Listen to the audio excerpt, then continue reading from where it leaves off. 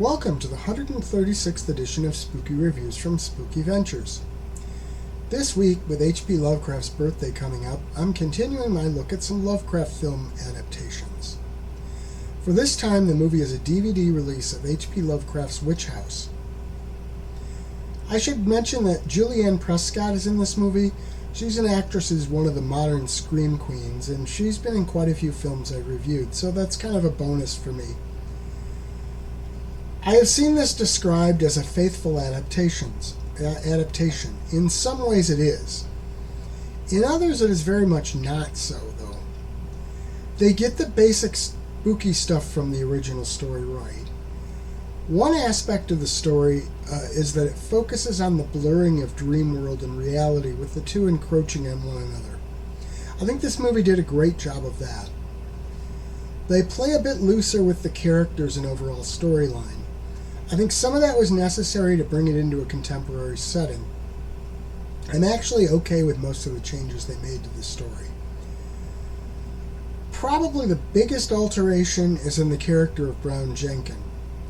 Now that character is definitely included here. I don't think they ever used the name, though.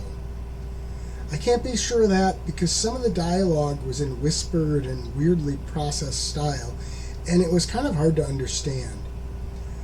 Also, rather than a mouse with a human face, here he is a rat who turns into twisted human form. I have to think that that was probably a budgetary concern, because the effect of creating a story-accurate version would have likely been really expensive. Some of this movie is too dark as far as lighting for the film, making it hard to figure out what's going on some of the time. I also have to wonder how well you would figure out what was happening if you were unfamiliar with the original story. I mean, I recognize various elements, but I'm not sure how well some of them were spelled out in the film. This movie is definitely creepy. It does a great job of blurring the lines of reality and dream to the point where you as the viewer really aren't sure which is which in the movie. The acting is all solid. I think this movie is a good adaptation of the story. Purists will likely have issues with it, though. For them, I think the Stuart Gordon adaptation that was done for the Masters of Horror series will probably be the go-to. Personally, though, I think while this isn't as good as that one, it is still a pretty solid adaptation, and it's a really trippy movie. That makes it worthwhile. And the DVD really doesn't have any substantial bonus features, but people buy movies for the movies, not the bonuses.